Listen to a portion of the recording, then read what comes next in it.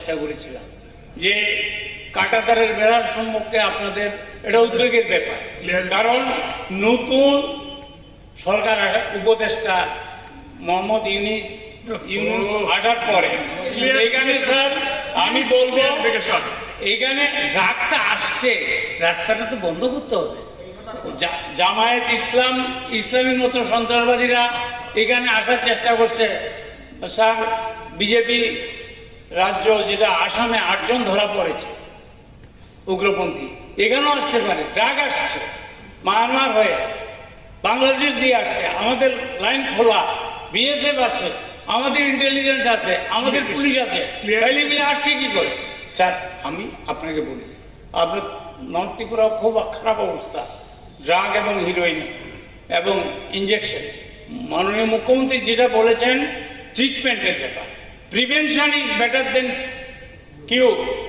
Prevention কি কি নিয়েছেন বা কি কি নেওয়া হবে? কেন 27টা ড্রাগ আসছে, কেন ড্রাগ ব্যাপারীরা কি করছে, এটা কি আপনাদের সঙ্গে আছে না আমাদের সঙ্গে আছে? এটাও দেখতে।